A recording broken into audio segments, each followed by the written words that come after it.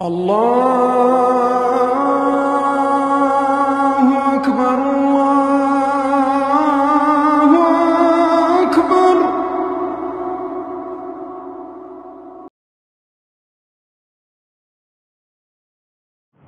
السلام عليكم ورحمة الله وبركاته. الحمد لله نحمده ونستعينه ونستغفره ونؤمن به ونتوكل عليه ونعوذ بالله من شرور أنفسنا ومن سيئات أعمالنا. من يهده الله فلا مضل له ومن يضلله فلا هادي له. ونشهد أن لا إله إلا الله وحده لا شريك له. ونشهد أن سيدنا وسندنا ونبينا وحبيب ربنا وطبيب قلوبنا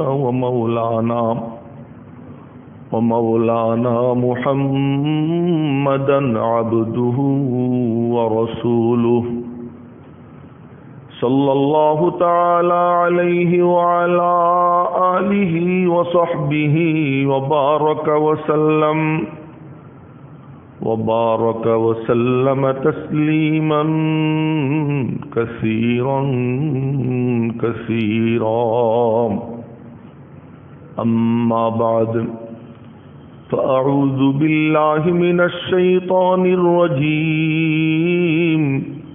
بسم الله الرحمن الرحيم. إن أول بيت وضع للناس للذي ببكة مباركا وهدى للعالمين. فيه آيات بينات مقام إبراهيم ومن دخله كان آمنا. ولله على الناس حج البيت من استطاع إليه سبيلا ومن كفر فإن الله غني عن العالمين.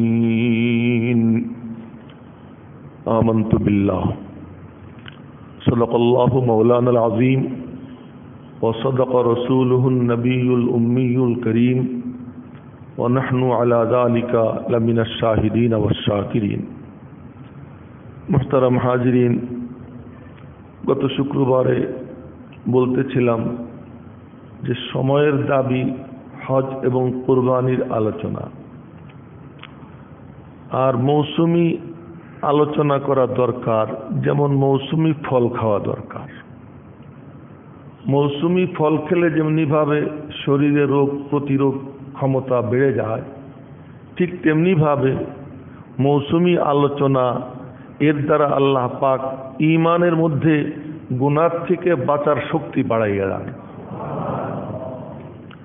তো সেজন্য মৌসুমি আলোচনা এটাও আমাদের জন্য দরকার। এমনিতে তো বিশেষ কোনো মৌসুম নাই, আমাদের সব মৌসুম জনাবে মুহাম্মদুর রাসূলুল্লাহ সাল্লাল্লাহু আলাইহি ওয়াসাল্লামের ইত্তেবা, তার অনুসরণ।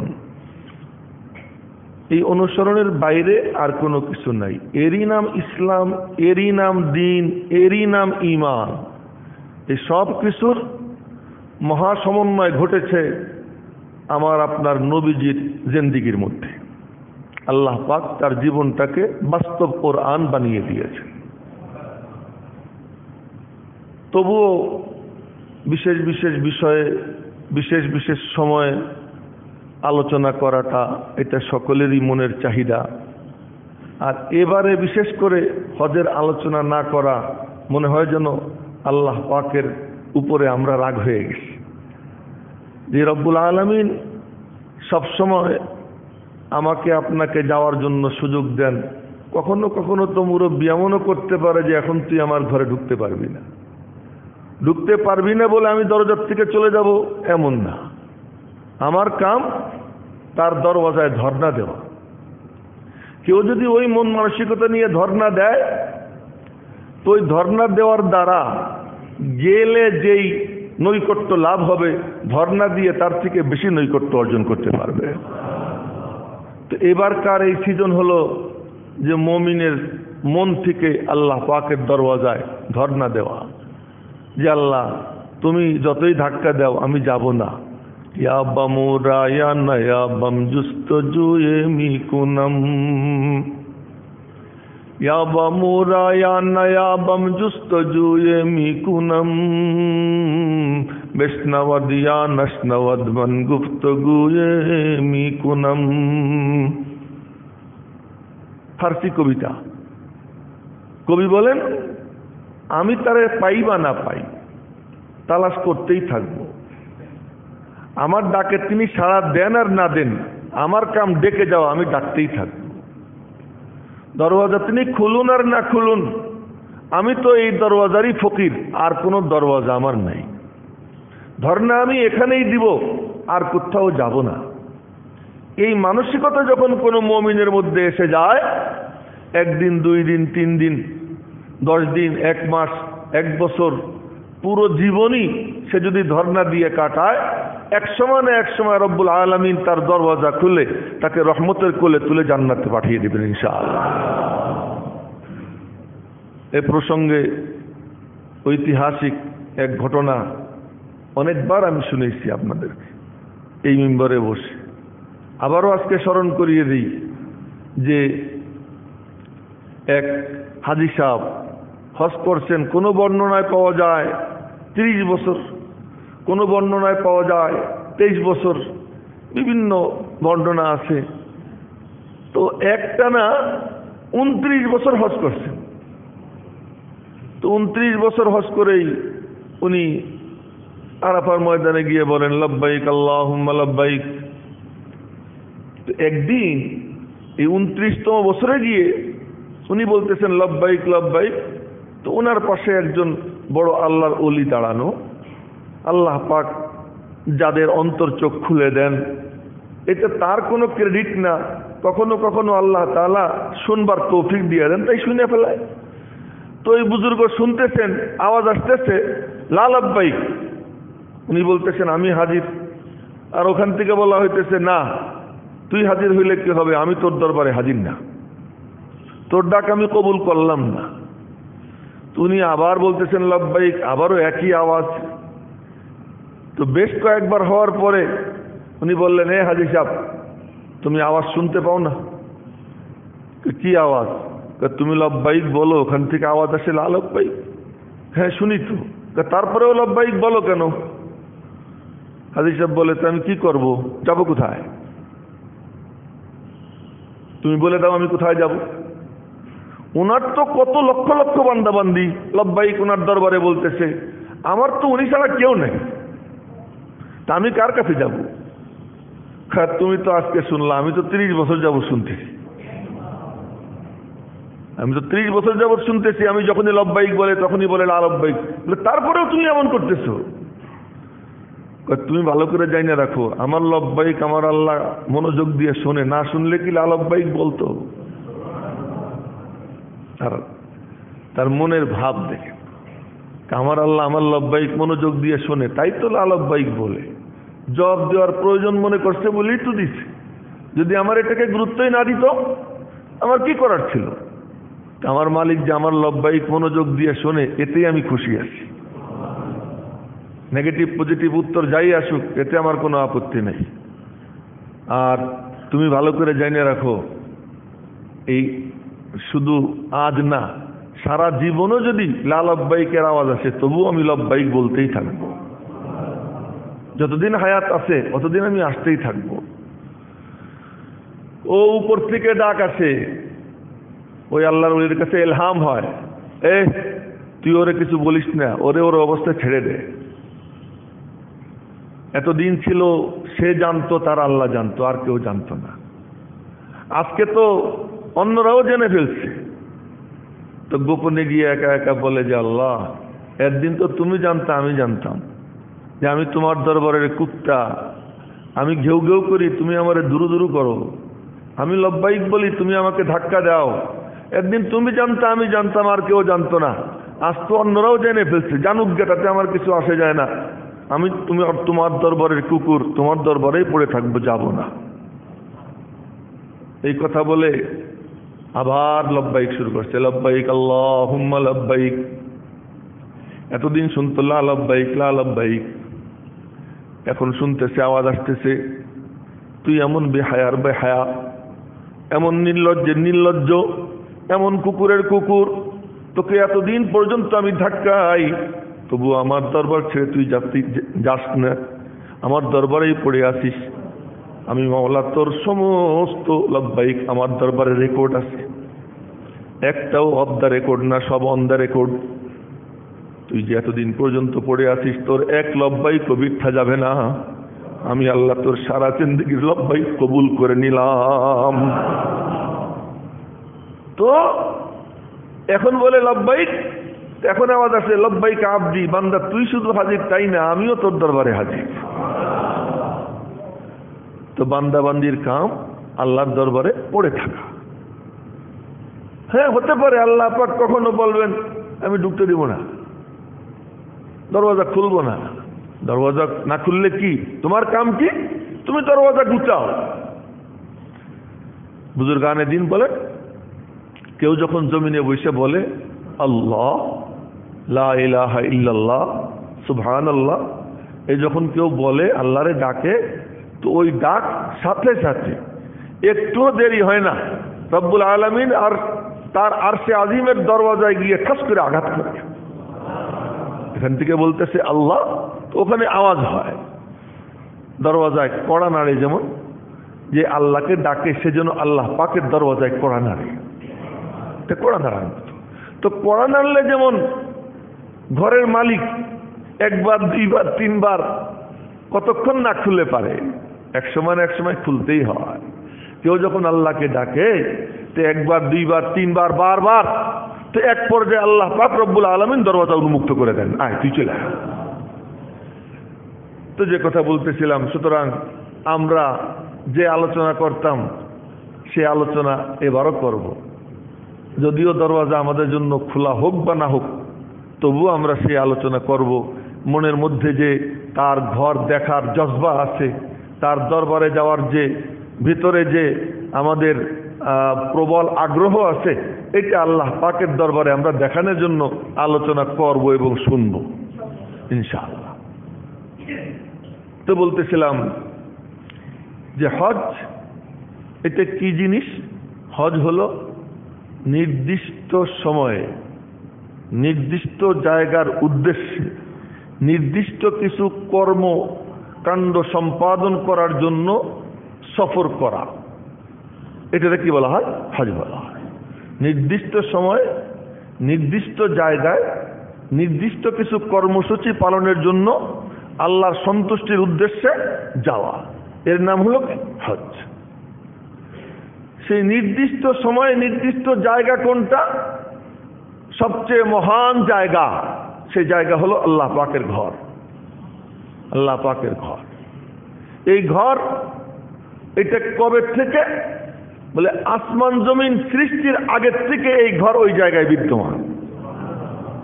সবকিছুর পূর্বে এখানে এই ঘর বিদ্যমান। এজন্য পৃথিবীতে প্রথম পানি ছিল, তো এই পানি চতুর্দিক থেকে ঢেউ আসে, তো ঢেউ আসে নির্দিষ্ট একটা জায়গায়, যখন ঢেউ যায় সাধারণ পানি হয়ে যায়।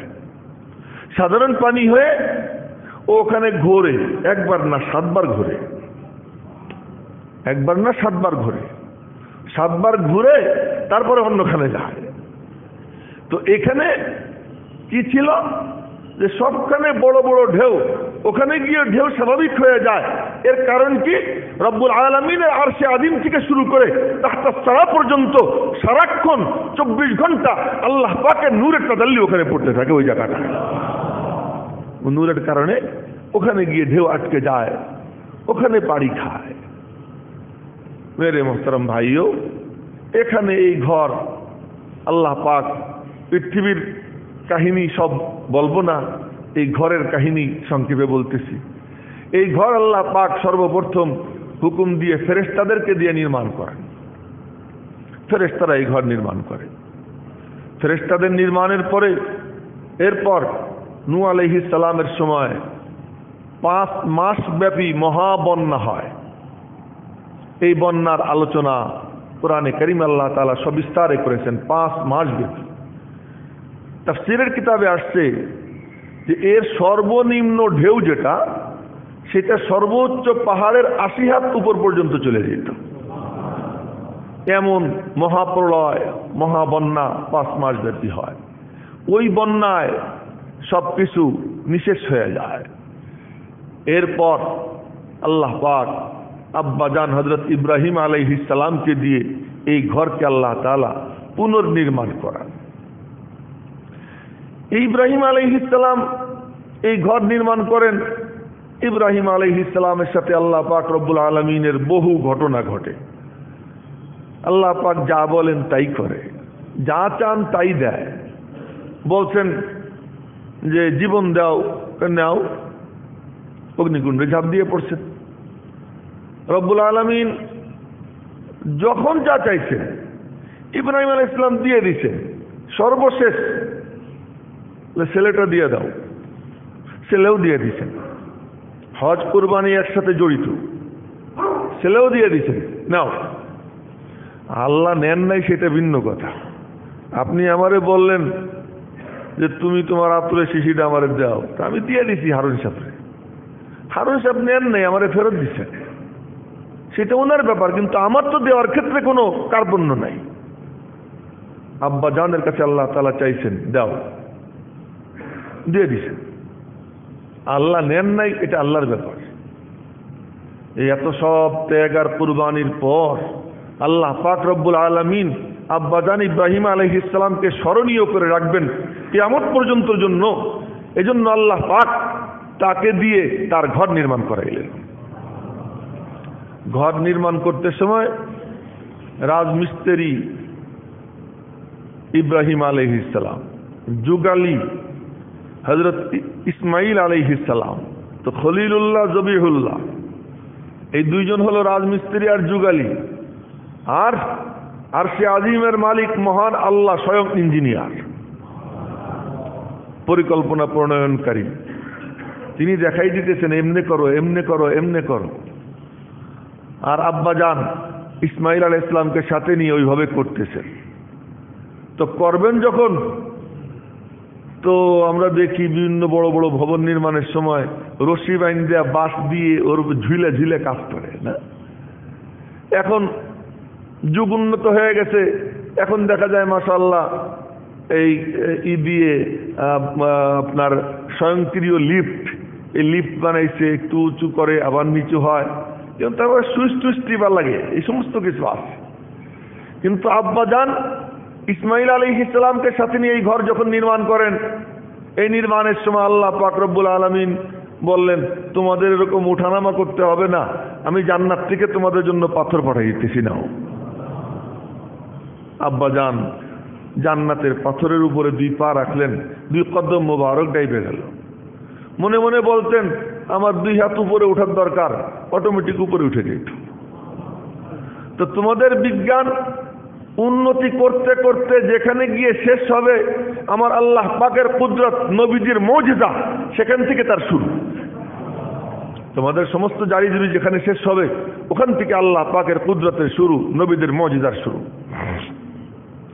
তো ঘর নির্মাণ করতেছেন, ঘর নির্মাণ করতেছেন, মুবারক কাজ। শ্রমিকের যখন শ্রম দেয় হালাল পথে, তো ওই শ্রমিক আল্লাহ পাকের কাছে খুব দামি। এই জন্য শ্রমিকের বদদোয়া যেন কেউ না করেন। শ্রমিকের বদদোয়া খুব কঠিন বদদোয়া। শ্রমিক হালাল শ্রম যে দেয়, হালাল উপার্জন যে করে, ওই শ্রমিকের হাত আল্লাহ পাকের কাছে কত দামি, কত দামি, যে এক সাহাবী নবীজিরে সালাম দিছেন, সালাম দিয়ে মুসাফা করছেন। মুসাফা করার পরে নবীজির হাত আর উনি ছাড়েন না।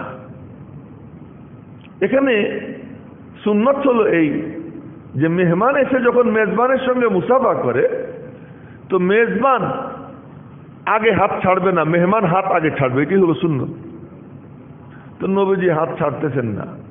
আরে নবীজির হাত উনি ছাড়তেছেন না। এদিকে লোকজনের লাইন অনেক, যারা মুসাফা করবে। তো অন্যরা ইশারা দিছে, আরে বাবা তুই হাতটা ছাড়, আমরাও তো মুসাফা করব। অনেক দূর থেকে আসছে, অনেক দিন পরে ধরছে, ভালো লাগছে, আর ছাড়ে না। আর নবীজি তো অসাধারণ ভদ্র ছিলেন, তার ভদ্রতা এটা অতুলনীয় না। পাওনাদার বলছে যে না, এক লোক বলছে যে একটা জিনিস কিনলাম, আপনারে পয়সা দিব, দাঁড়ান আমি আসতেছি। চলে গেছে, তার মনে নাই, 3 দিন পরে এসে দেখে নবীজি ওখানেই দাঁড়িয়ে গেছে। তো এরকম লোক যিনি, তার ভদ্রতার বর্ণনা দেওয়া তো আমার পক্ষে সম্ভব না। তো হাত ধরছে, ছাড়ে না। অন্যরা ইঙ্গিত দেওয়ার পরে ছাড়ার পরে নবীজি বললেন, বাবাজি তোমার হাতটা একটু শক্ত শক্ত মনে হইল। জি ইয়া রাসূলুল্লাহ, আমার হাতে ফুসকা পড়ে গেছে। বলে কেন? আমি পাথর টানার কাজ করি হালাল উপার্জনের জন্য। নবীজি বললেন, তুমি কারো কাছে ভিক্ষার হাত পাতো না, অন্যায় পথে উপার্জন করো না, হালাল উপার্জন করতে গিয়ে তোমার হাত শক্ত, দাও তোমার হাতটা আমার হাতে দাও। নবীজি হাত হাতে নিলেন, নিয়া দোজাহানের বাদশা নিজে চুমু খাইলেন, হাতে চুমু খাইলেন। চুমু খেয়ে মেসেজ দিয়ে দিলেন, হালাল উপার্জন করতে গিয়ে কারো হাত যদি শক্ত হয়, ওই হাত সাইয়্যিদুল মুরসালিনের চুমু খাওয়ার উপযুক্ত হয়ে যায়। তো শ্রমিকের হাত যখন এত দামি, সাধারণ শ্রমিক, আল্লাহর ঘরের নির্মাণ শ্রমিকের হাত কেমন দামি হবে বলুন? সাধারণ হালাল উপার্জনকারী শ্রমিকের হাত যদি এত দামি হয়, তো আল্লাহ পাক রব্বুল আলামিনের ঘর নির্মাণ করতেছে, ওই ঘর নির্মাণ শ্রমিক যে, তার হাত কত দামি হবে। ওই সময় আল্লাহ পাক শিখিয়ে দিলেন, তুমি দোয়া করো, وَإِذْ يَرْفَعُ إِبْرَاهِيمُ الْقَوَاعِدَ مِنَ الْبَيْتِ وَإِسْمَاعِيلُ رَبَّنَا تَقَبَّلْ مِنَّا إِنَّكَ أَنْتَ السَّمِيعُ الْعَلِيمُ। যখন আল্লাহ পাকের ঘর নির্মাণ করছেন ইব্রাহিম আলাইহিস সালাম আর ইসমাইল, আল্লাহ পাক অন্তরে ঢেলে দিলেন, দোয়া করতেছেন, রব্বানা, ও রব্বে করিম, তোমার ঘর নির্মাণেও কোনো ক্রেডিট নাই আমার। তুমি ইচ্ছা করলে তোমার ঘর কুন ফায়াকুন দিয়ে বানাইতে পারতা। খুব লক্ষ্য করব যে আল্লাহ আসমান কুন দিয়ে বানাইতে পারেন, যে আল্লাহ জমিনকে কুন দিয়ে বানাইতে পারেন, যে আল্লাহ চন্দ্র সূর্যকে কুন দিয়ে বানাইছেন, যে আল্লাহ অত বড় জিবরাইল, মিকাইল, ইসরাফিল, আজরাইল, তাদেরকে আল্লাহ তাআলা কুন দিয়ে বানাইছেন। এই হিমালয় পর্বতের মতো কত পর্বত আল্লাহ পাক কুন দিয়ে বানাইছেন। খানায়ে কাবা একটা ছোট্ট ঘর, এমন কোন কারুকার্য নাই, ওই ঘর কুন দিয়ে বানানো কোনো ঘটনা নেই আল্লাহর জন্য। আল্লাহ পাক ইচ্ছা করলে কুন দিয়ে বানাইতে পারতেন, যে আল্লাহ মাকড়সার জাল দিয়ে তার সমস্ত নবীদের সর্দার, নবীজির নিরাপত্তা রক্ষীর দায়িত্ব পালন করাইতে পারেন, যে আল্লাহর কুদরতের কোনো সীমা পরিসীমা নাই। ইব্রাহিম আলাইহিস সালাম বলতেছেন, আমি খুব ভালো করে জানি তোমার ঘর বানানে আমার কোনো কৃতিত্ব নাই, আমার কোনো ক্রেডিট নাই।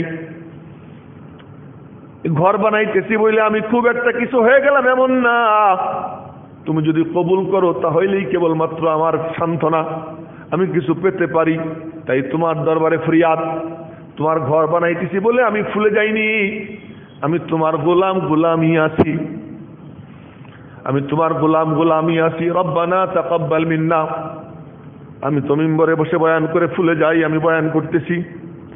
আমি কোনো ওয়াজ মাহফিলের স্টেজে বসে বয়ান করতে সময় ফুলে যাই, আমি বড় স্টেজে বসে বয়ান করতেছি। কিন্তু ইব্রাহিম আলাইহিস সালাম বলতেছেন, তোর বয়ানের স্টেজ আর কি জিনিস, তোর মসজিদের মিম্বর আর কি জিনিস, আমি আল্লাহ পাকের পক্ষ থেকে পাঠানো জান্নাতি পাথরে দাঁড়াইয়া আল্লাহর ঘর নির্মাণ করতেছি আল্লাহর তত্ত্বাবধানে। এমন সময়ও আমার মনের ভাবটা কি দেখ, তোদেরকে দেখাইতেছি। রব্বানা তাকাব্বাল মিন্না, এ রব্বে করিম তুমি কবুল করে নাও। ইন্নাকা আনতাস সামিউল আলিম, তুমি সব শোনো, তুমি সব জানো, আমার মনের ভাবটা কি তাও তুমি জানো, তুমি কবুল করে নাও। দোয়া করতেছেন আর মনের মধ্যে আল্লাহ ঢাইলা দিচ্ছে, যা ইব্রাহিম কবুল করে নিলাম।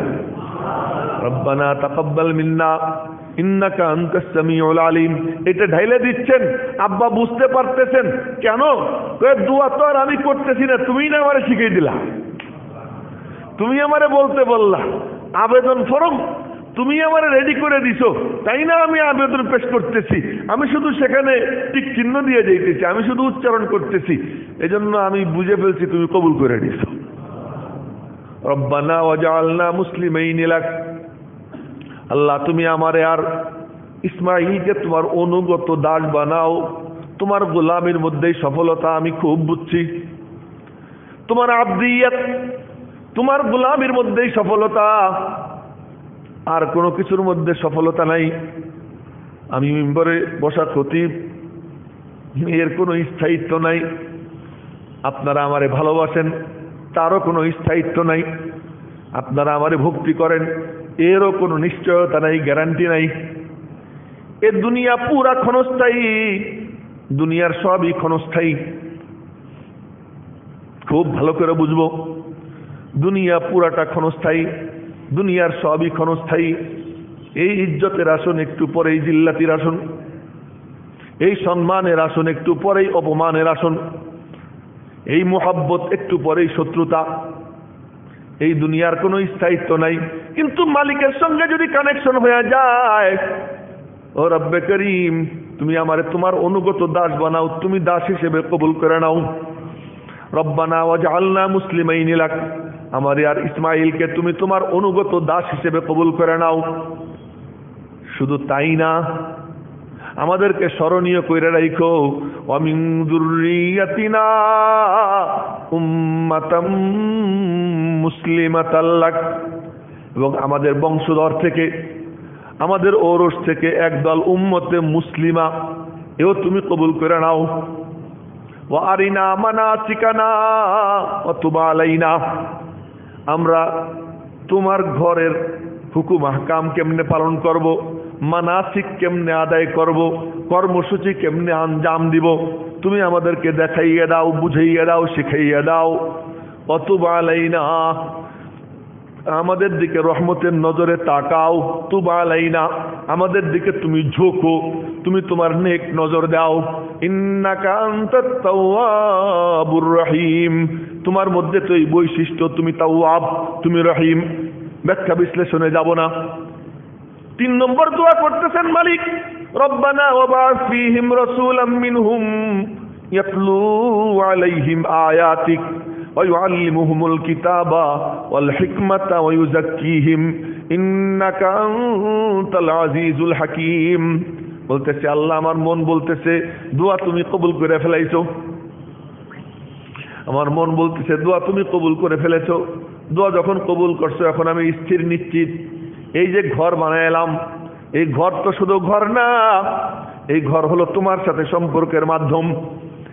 এই ঘর এমন, এই ঘরের দিকে যে বলবে মুতাওয়াজ্জিহান ইলা জিহাতিল কাবাতিশ শরীফাতি আল্লাহু আকবার, সে চাই আফ্রিকার জঙ্গলে থাকুক, সে চাই সমুদ্রের অতল তলে থাকুক, সে চাই বাতাসে উঠতে থাকুক, যেখানেই থাকুক, যখন এই দিকে মুখ করে বলবে আল্লাহু আকবার, আমি জানি সে কি হয়ে যাবে, সাথে সাথে তোমার সাথে সম্পর্ক তার কায়েম হয়ে যাবে, উম্মতে মুসলিমার অন্তর্ভুক্ত হয়ে যাবে। সে যেখানেই থাকুক উম্মতে মুসলিমার অন্তর্ভুক্ত হবে। আজও পৃথিবীতে কত জায়গায় কতজন কিছুই জানে না ঠিক মতো, ডাইন বাম বোঝে না, কিন্তু বিশ্বাস করে আমি মুসলমান, আমি মুমিন, নামাজে দাঁড়ায় আল্লাহু আকবার, ওযুর তরিকাও ঠিক মতো জানে না, গোসলের তরিকা ঠিক মতো জানে না। এটা শুধু আফ্রিকার জঙ্গলের কথা বলতেছি না, আপনার বিভিন্ন বঙ্গে অজপড়া গায়ে খোঁজ নিয়ে দেখেন, আল্লাহু আকবার বলে নামাজে দাঁড়াইতেছে, ওযু করার তরিকাও জানে না।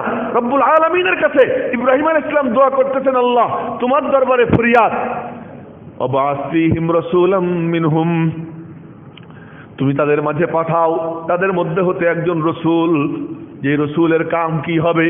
ইয়াতলু আলাইহিম আয়াতিক, যার কাম হবে তোমার আয়াত তিলাওয়াত করে করে তাদেরকে শোনাবে। এই জন্য তিলাওয়াত আলাদা একটা কর্মসূচি, কোরআনে কারিমের তিলাওয়াত আলাদা একটা কর্মসূচি। পড়বে এবং শোনাবে, শুধু তিলাওয়াত করবে তাই না, তিলাওয়াত করবে অন্যকে শোনাবে, শুধু পড়বে তাই না, শুনবেও। ইয়াতলু আলাইহিম আয়াতিক, তোমার আয়াত তিলাওয়াত করে করে শোনাবে। ওয়া ইউআল্লিমুহুমুল কিতাব, এই কিতাবের তালিম দিবে। এই কিতাবে কি তুমি কি সে রাজি কি সে নারাজ, কি তুমি করতে বলেছো, কিসের থেকে ফিরে থাকতে বলেছো, এইগুলার তালিম দিবে। ওয়াল হিকমা, এক ব্যাখ্যা করতেছি, ওয়াল হিকমা এই কোরআনে কারীমের শুধু ব্যাখ্যা বিশ্লেষণ দিবে তাই না, তিলাওয়াত করবে তাই না, বরং আমল করে দেখাবে। ওয়াল হিকমা, নমুনা দেখাবে। ওয়া ইউযাক্কিহিম, এবং তাদের অন্তরকে পরিশুদ্ধ করে দিবে, অন্তরের আবর্জনা ময়লা পরিষ্কার করে দিবে, হিংসা অন্তর থেকে বের করে দিবে, পরশ্রী কাতরতা অন্তর থেকে বের করে দিবে, তাদেরকে মানুষ বানাবে। তাদেরকে কি বানাবে? মানুষ বানাবে। ওয়া ইউযাক্কিহিম সাদা সিধা তরজমা, ওয়া ইউযাক্কিহিম তাদেরকে মানুষ বানাবে। ইন্নাকা আনতাল আজিজুল হাকীম, তুমি তো জবরদস্ত হিকমতওয়ালা। আল্লাহ পাকের কাছে এই দোয়া করছেন, আর এই দোয়া করার পর আল্লাহ পাক দোয়া কবুল করছেন। দোয়া কবুল করার পর রব্বুল আলামিন বললেন, ইব্রাহিম ডাক দাও, এলান করো। ওয়াআযযিন ফিন-নাসি বিল হজ্জ ইয়াতুকা রিজালা ওয়া আলা কুল্লি দামির ইয়াতিনা মিন কুল্লি ফাজ্জিন আমিক। আল্লাহ পাক বললেন, ইব্রাহিম ডাক দাও। বলে, আল্লাহ আমি ডাক দিব, আমার আওয়াজ কতটুকু? আর এই জায়গা চতুর্দিকে পাহাড়, এই জায়গাটা নিচা, আমি ডাক দিলে আমার ডাক কে শুনবে? রব্বুল আলামিন বললেন, আরে ডাক দেওয়া তোমার কাম, পৌঁছে দিও আমার কাম, তুমি ডাক দাও। সুবহানাল্লাহ। তোমরা মনে করো জ্ঞান ও বিজ্ঞানের প্রযুক্তিতে উন্নত হয়ে তোমাদের ওয়্যারলেস, তোমাদের এই সেই, তোমরা কোথায় চলে গেছো? ও ঘোড়ার ডিম মাঝে মাঝেই হ্যাং হয়ে যায়, ঘোড়ার ডিম মাঝে মাঝেই হ্যাং হয়ে যায়, ওটা বেকার হয়ে যায়। কিন্তু সুবহানাল্লাহ, আল্লাহ পাকের সঙ্গে যার কানেকশন, আল্লাহ পাকের সঙ্গে যার সম্পর্ক, তার নেটওয়ার্কে কখনো গ্যাঞ্জাম লাগে না, কখনো সেটা হ্যাং হয় না। ওমর রাদিয়াল্লাহু তাআলা মিম্বরে দাঁড়াইয়া বলতেছেন, ইয়া সারিয়া আল জাবাল, ১৫০০ মাইল দূরে সৈন্যবাহিনী, ১৫০০ মাইল দূরে। এই ১৫০০ মাইল দূর থেকে মিম্বরে দাঁড়াইয়া শুক্রবারে জুমার সময় বলতেছেন, ইয়া সারিয়া আল জাবাল, এ সারিয়া পাহাড়ের দিকে লক্ষ্য দাও, পিছন থেকে সৈনিকরা, বিদ্রোহী মানে শত্রু সেনা তোমাদের উপর অতর্কিত হামলা চালাইতে পারে, পজিশন নাও। এই কথা বলে খুতবা দিচ্ছেন, মাঝখানে ইয়া সারিয়া আল জাবাল, আবার খুতবা দিচ্ছেন। খুতবা শেষ, নামাজ শেষ, লম্বা সময় গেছে। ওনার কাছে কেউ গিয়ে বলবে, হুজুর কি বললেন, এটা কোন কথা? এ কি আমাদের মতো খতিব? হ্যাঁ, আমাদের মতো খতিব যে হুজুর আপনি এটা কি বলতেছেন? হ্যাঁ, আরে ওমর রাদিয়াল্লাহু তাআলা আনহু উনি খুতবা দিচ্ছেন, ওনার কাছে গিয়ে কেউ এটা জিজ্ঞেস করছে, কোনো প্রয়োজনীয় জিনিস না। হ্যাঁ, প্রয়োজনীয় কিছু হয় প্রশ্ন করতে পারে, প্রয়োজনীয় জিনিস না, অপেক্ষায় আছে। অনেক দিন পর ওই সৈন্যবাহিনী যুদ্ধ শেষ করে বিজয়মালা পরে হযরত ওমর রাদিয়াল্লাহু আনহুর দরবারে আসছে। তখন সবাই জিজ্ঞেস করছে হযরত সারিয়া রাদিয়াল্লাহু তাআলা আনহুকে, সারিয়া এ অমুক দিন অমুক শুক্রবার জুমার নামাজ চলাকালীন সময় ওই টাইমে কোনো আওয়াজ টাওয়াজ আপনার কানে গেছিল? হ্যাঁ আওয়াজ গেছিল। হযরত কোনো আওয়াজ গেছিল কানে? হ্যাঁ গেছিল। আমার কাছে মনে হইতেছিল ওমর আমার পাশে দাঁড়াই আমারে ডাকতেছে। যদি উনি আমাকে ডাক না দিতেন, সতর্ক না করতেন, যুদ্ধে আমরা হেরে যেতাম। হযরত ওমর রাদিয়াল্লাহু আনহুকে পরে একান্ত জনরা জিজ্ঞেস করছে, হযরত এই দূরের এরকম ভাবে আপনি কিভাবে ডাক দিলেন?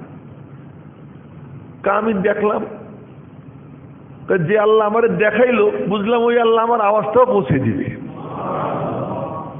যে আল্লাহ আমাকে দেখাইছে আল্লাহ আমার আওয়াজও পৌঁছে দিবে। রাসূল সাল্লাল্লাহু আলাইহি ওয়াসাল্লাম মদিনা শরীফ মসজিদে নববীতে বসা। হযরত খুবাইব রাদিয়াল্লাহু তাআলা আনহুকে শুলে চড়াইতেছে। এমন সময় বলতেছেন, আল্লাহ, আমার তো ইচ্ছা ছিল যে ইন্তেকালের সময় নবীজির দিকে চাইয়া থাকবো, তিনি আমার দিকে তাকাই থাকবেন, আমি তারে সালাম দিব এবং তার দিকে তাকাইয়া কালিমা পড়তে পড়তে আমি আপনার সাথে সাক্ষাৎ করব, মনের ইচ্ছা ছিল। কিন্তু কি করব, আমার কপালের লিখন, ভাগ্যে আমার নাই, আমি বিদায় নিতেছি। তা আল্লাহ আমার সালাম নবীজিরে পৌঁছে দেন। ওখান থেকে বলতেছেন, আসসালামু আলাইকা ইয়া রাসূলুল্লাহ। এই বলার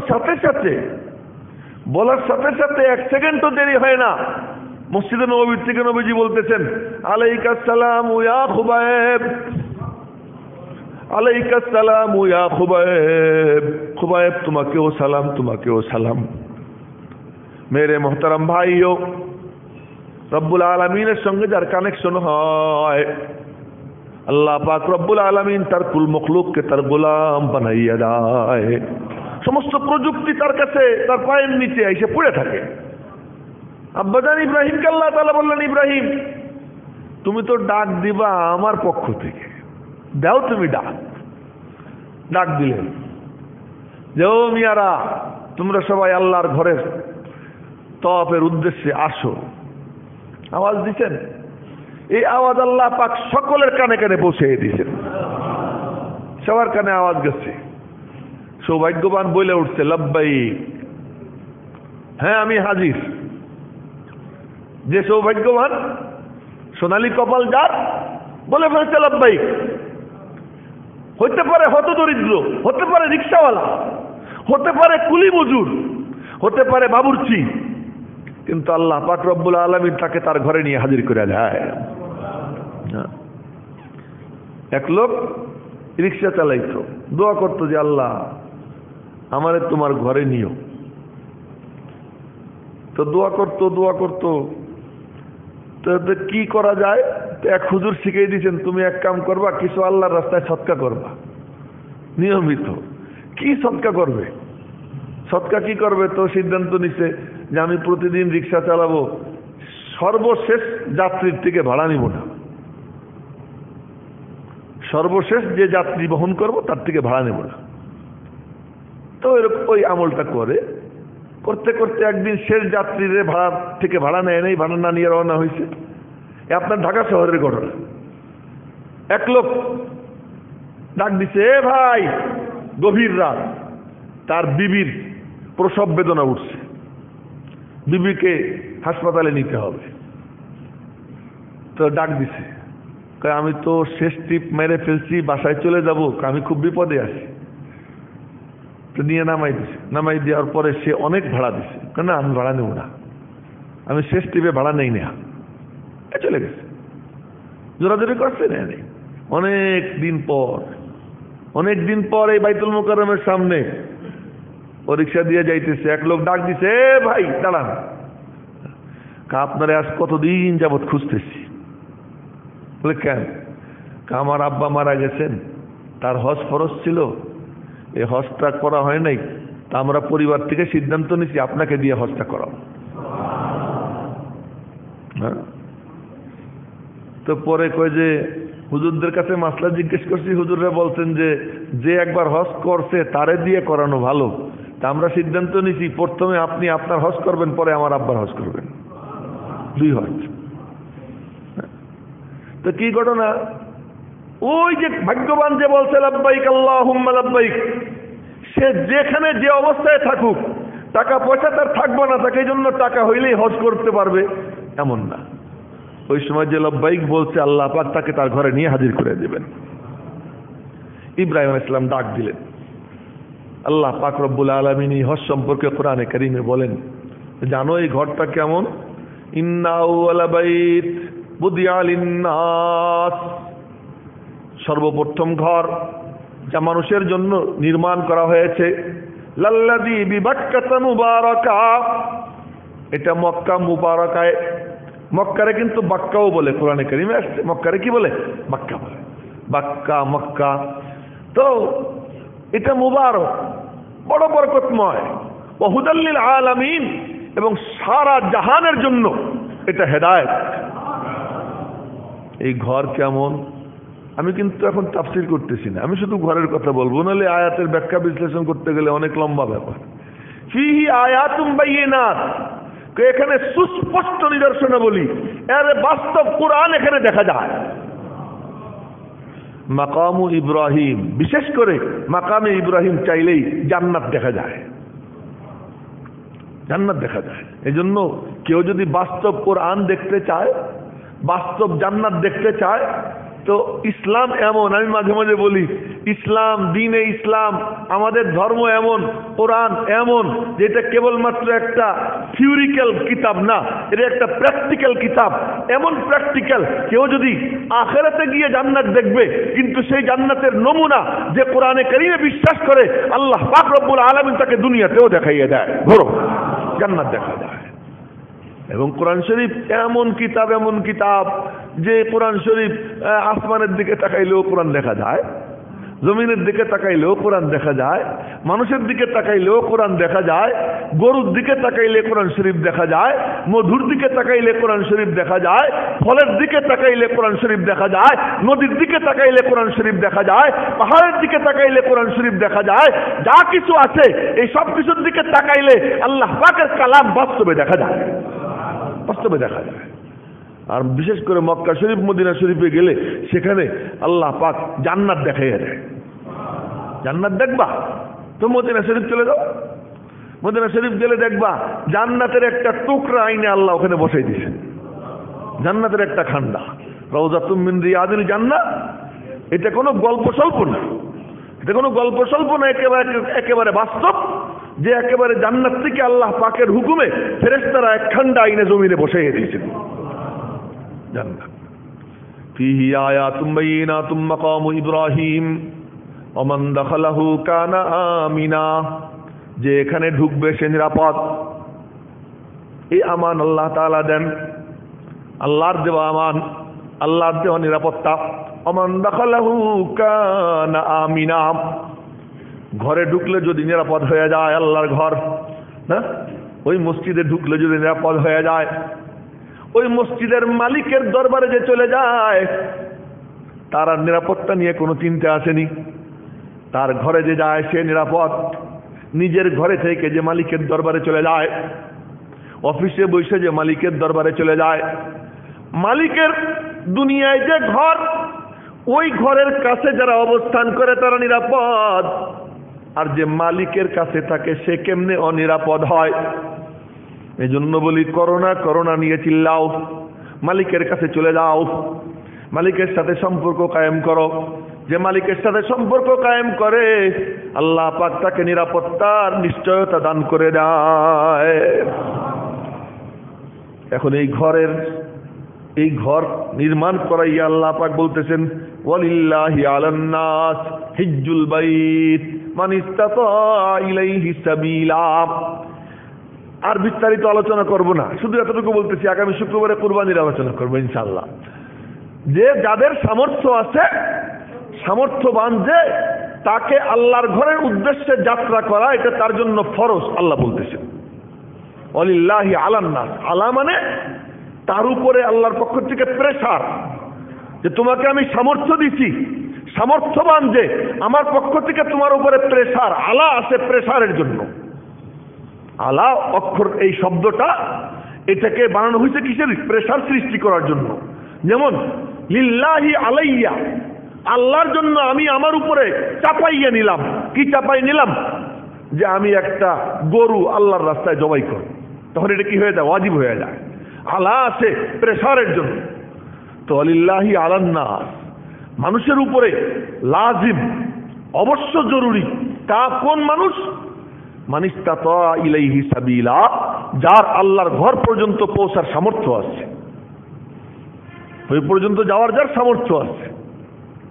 এরপরে বলতেছেন ওয়ামান কাফারা, লক্ষ্য করে বলতে পারতেন আল্লাহ পাক ওয়ামাল্লাম ইয়াহুজ্জা, যে হজ করলো না, যার উপরে হজ ফরজ, সে যদি হজ না করে, ওয়ামাল্লাম ইয়াহুজ্জা, এই তো হওয়া উচিত ছিল। আমার আপনার আকলে বলে, বুদ্ধিতে বলে যে তোমার উপরে হজ ফরজ, আর যে হজ করবে না। কিন্তু আল্লাহ বলতেছেন ওমান কাফারা, হজ না করাটা যেন আল্লাহর সঙ্গে কুফরি করা। যার উপরে হজ ফরজ সে যদি হজ না করে সে যেন আল্লাহর সঙ্গে কুফরি করলো। হযরত ওমর রাদিয়াল্লাহু আনহুর জামানায় এক লোকের উপর হজ ফরজ ছিল, হজ করে নাই। ইন্তেকালের পরে হযরত ওমর বললেন, ঘোষণা করে দাও ওই লোকটা ইহুদি হয়ে মারা গেছে। নবীজি বলেন, যার উপরে হজ ফরজ সে যদি হজ না করে ফালিয়ামুত ইহুদিয়ান আও নাসরানিয়ান, সে হয়তো ইহুদি হয়ে মরুক না নাসারা হয়ে মরুক, ওর ব্যাপারে আমি এবং আল্লাহর কোনো দায় দায়িত্ব নাই। হজটা এমন জরুরি, অনেকেই ধরে রাখে যে জীবনের সব শেষ কাম হলো হজ করব। এটা না, জুমার নামাজ ফরজ হয়েছে আজকে, এটাকে কি আমি ডিলে করব নাকি যে আজকের থাক, এটা আমি আগামী বছর পড়ব? এমন তো কেউ করে না। হজ যখন ফরজ হয় তখনই হজ করা কি উচিত। আল্লাহ পাক রব্বুল আলামিন যেন আমাদেরকে যার উপরে হজ ফরজ যথাসময়ে এই হজ আঞ্জাম দেবার আল্লাহ পাক যেন তৌফিক দান করেন, এবং আল্লাহ পাক যেন তার ঘরের দরওয়াজা সকলের জন্য উন্মুক্ত করে।